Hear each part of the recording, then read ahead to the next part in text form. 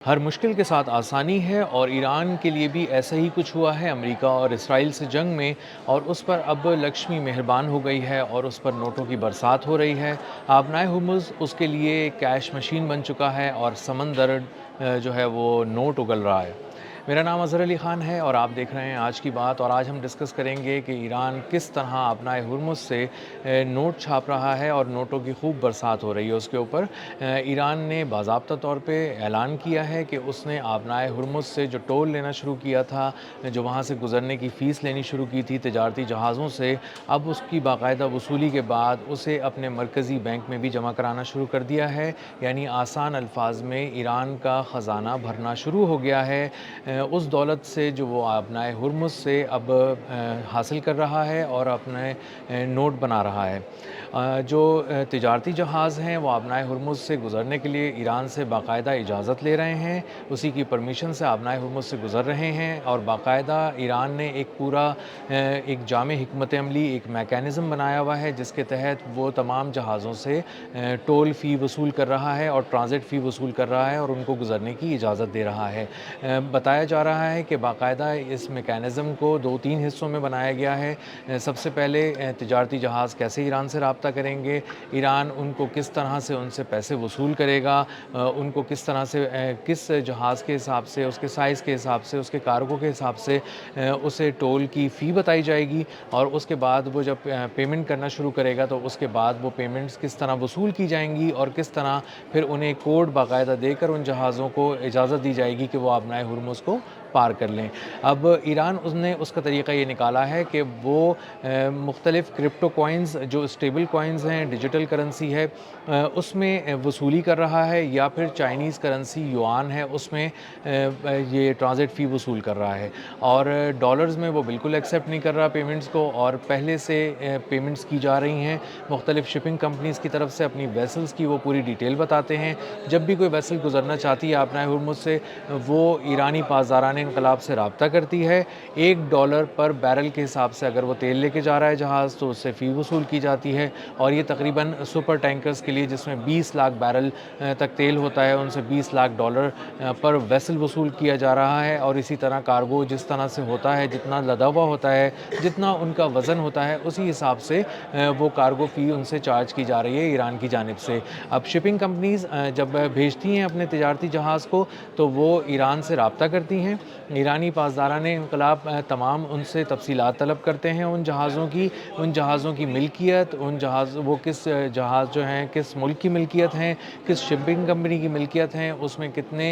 Staff کا جو ارکان ہیں وہ سوار ہیں، اس میں کس قسم کا کارگو لے کے جایا جا رہا ہے، یہ ساری ڈیٹیلز جب جمع کرائی جاتی ہیں ایرانی پاسداران انقلاب کو تو ان کی جانب سے ایک کوڈ ایشو کیا جاتا ہے۔ وہ کوڈ لے کر ایرانی پاسداران انقلاب سے مسلسل رابطہ رکھا جاتا ہے اس جہاز کی جانب سے، اور وہ اپنی حفاظتی تحویل میں لے کر ایران ان جہازوں کو اپنی بندرگاہوں کے قریب سے آبنائے ہرمز پار کراتا ہے، اور یہ جس جگہ سے، جس پوری ٹیریٹری سے یہ گزر رہے ہوتے ہیں، ٹیریٹوریل واٹر سے ایران کے گزر رہے ہوتے ہیں یہ تمام تجارتی جہاز،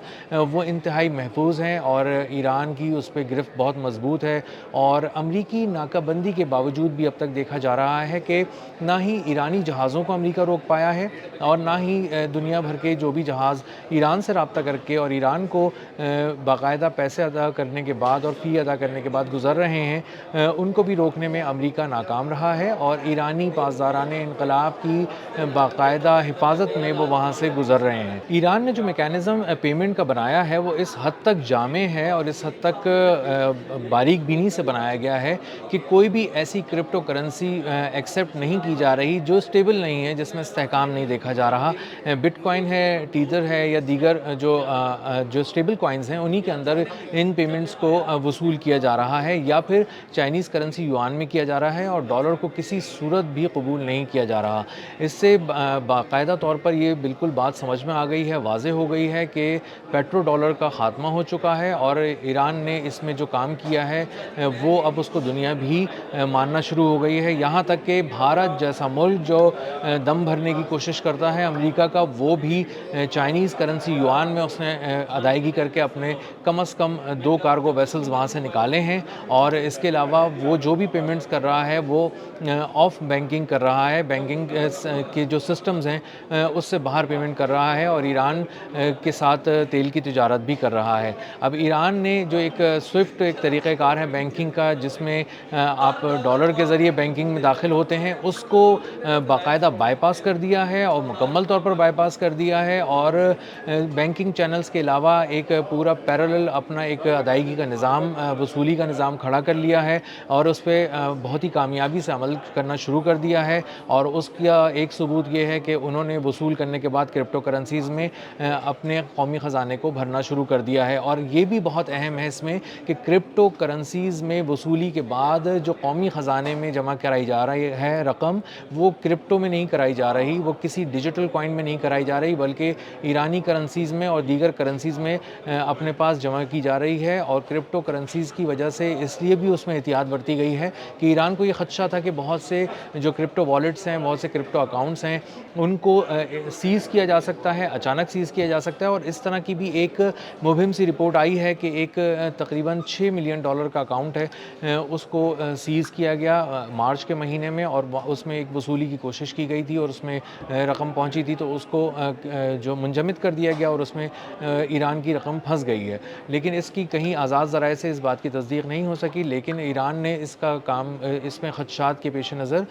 وصولی کا جو طریقہ کار ہے وہ اگر کرپٹو کرنسیز کے ذریعے کیا بھی ہے تو اس بات کو یقینی بنایا ہے کہ جو بھی قومی خزانے میں رقم جمع کرائی جائے وہ مختلف کرنسیز میں ہو، لیکن وہ ڈالرز میں نہ ہو، اور وہ ایرانی کرنسی میں بھی ہو سکتی ہے، یوان میں بھی ہو سکتی ہے، اور دیگر کرنسیز میں بھی ہو سکتی ہے، لیکن کرپٹو کرنسی میں اس کو جمع نہیں کرایا جا رہا۔ تو ایران جب یہ کہتا ہے کہ آبنائے ہرمز پہ اس کی گرفت بہت مضبوط ہے، اس کا کنٹرول بہت مضبوط ہے، تو اس کے کئی شواہد ہمیں دیکھنے کو ملتے ہیں۔ پہلا یہ ثبوت ہمیں ملتا ہے کہ ایران کے جہاز جو تھے، تقریباً 34 جہاز کم از کم جو ہیں وہ آبنائے ہرمز کو پار کر کے بہت ہی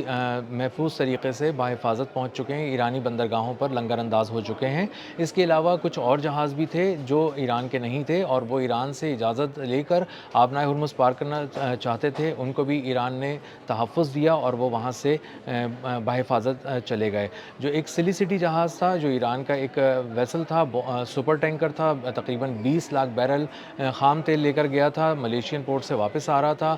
وہ بھی بحفاظت امریکی ناکے کے بالکل سامنے سے گزر گیا، ان کی آنکھوں کے سامنے سے گزر گیا، اور وارننگ کے باوجود، امریکی وارننگ کے باوجود اس نے اپنی رفتار کم نہیں کی، نہ ہی اس نے اپنی جو سمت ہے وہ بدلی، اور امریکی جو ایرانی بحریہ ہے اس نے اس کو سپورٹ کیا، اس کی حفاظت میں لے کے اس کو وہاں سے آبنائے ہرمز پار کرا کر ایران پہنچایا۔ تو ایران کی گرفت آبنائے ہرمز پہ بہت مضبوط ہے، اس کا ثبوت بھی سامنے آ چکا ہے۔ اس کے علاوہ ایران نے اپنی اجازت کے بغیر گزرنے والے ایک تجارتی جہاز کو نشانہ بنایا اور اس کو تباہ کر دیا، اور امریکی بحریہ اس کا کچھ نہیں بگاڑ سکی۔ تو آنے والے دن بتا رہے ہیں کہ جو ممالک ہیں اور جو شپنگ کمپنیز ہیں انہیں ایران سے ہی رابطہ کرنا پڑے گا۔ آبنائے ہرمز پہ اس کی گرفت بہت مضبوط ہے، اور وہاں سے اگر گزرنا ہے تو $1 فی بیرل کے حساب سے خام تیل لے جایا جا سکتا ہے وہاں سے، یہ ایک یونیورسل فی چارج کی جا رہی ہے، اور اس کے ساتھ ساتھ جو مختلف کارگوز ہیں اس کے مختلف پیسے ادا کر کے وہاں سے گزرنا پڑے گا۔ یہ رقم ایران کو دینی پڑے گی، اور یہ رقم ایران نے اب آف دا بینکنگ چینل اپنے خزانے میں لا کر جمع کرانی شروع کر دی ہے، اور اس سے اب اندازہ یہ ہو رہا ہے کہ مجموعی طور پہ اگر یہ سلسلہ اسی طرح جاری رہا تو ایران سالانہ $80 ارب اپنے قومی خزانے میں جمع کر لے گا، جو کہ ایک بہت بڑی رقم ہے، اور یہ صرف آبنائے ہرمز سے گزرنے والے جہازوں سے ٹول ٹیکس کی وصولی میں ہونے والی کمائی ہے۔ اب تک کے لیے اتنا ہی، ملتے ہیں اگلے ولاگ میں کسی نئے خبر، نئے تجزیے اور نئے زاویے کے ساتھ۔ اللہ حافظ۔